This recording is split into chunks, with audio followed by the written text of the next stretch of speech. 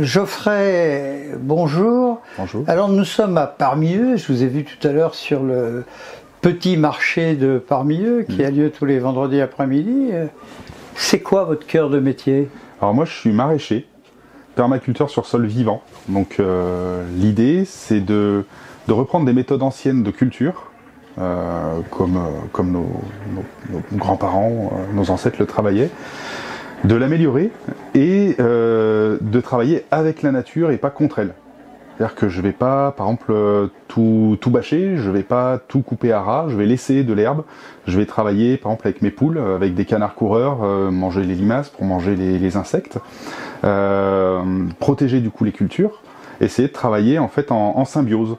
Les animaux protègent les cultures nourrissent les animaux, et nous, et ainsi de suite. Vous avez inventé le cercle parfait, ou presque?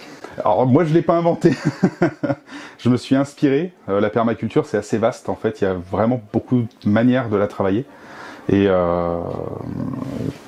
ça permet ensuite de retrouver un équilibre dans la terre, qui permet d'avoir une production correcte ou plus que correcte. Concrètement, on plante des graines, elles poussent et on les mange. Grosso modo, c'est ça. Hein? Donc, essayez de mieux nous préciser la différence qu'il y a entre une culture ou une agriculture traditionnelle et une permaculture. Alors, par exemple, que les gens comprennent bien. Par exemple, on va faire des associations de cultures. Il y a des plantes qui se protègent mutuellement, d'autres qui s'aiment pas du tout. Par exemple, on peut se servir du maïs et du haricot. Le haricot va me réazoter le sol, se sert du maïs comme tuteur. C'est un exemple.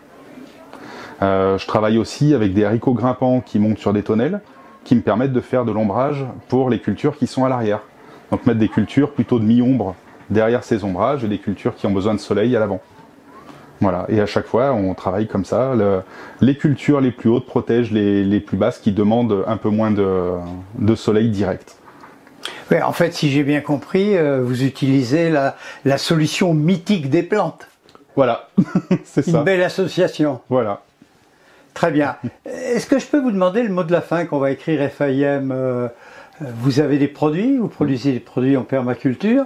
Vous auriez à cet instant envie de quoi? Je sais pas, un petit radis nouveau avec un peu de véritable beurre de ferme ou une belle salade sans limaces? Ah, une salade sans limaces, c'est très bien. Oh, bon, je suis lyonnais, donc je dirais une salade lyonnaise. Alors vous la faites comment? Avec des œufs ou sans des œufs pochés dessus? Avec l'œuf poché. Ouais, alors c'est une forme de salade lyonnaise également. Je l'ai toujours vu comme ça. Salade. Bien entendu, vous mettez des petits lardons. Ah, les lardons, foie de volaille, un œuf poché, des croûtons. Un petit coup de vinaigre balsamique? Moi j'aime beaucoup, donc oui. Du blanc ou du rouge, le vinaigre balsamique? Moi ça serait même plutôt du velours balsamique. Voilà, j'adore le velours balsamique. Un peu plus sucré, ça donne un petit goût. Eh bien, Geoffrey, merci, bel appétit. Et merci à vous. Que la permaculture grandisse et se développe. J'espère.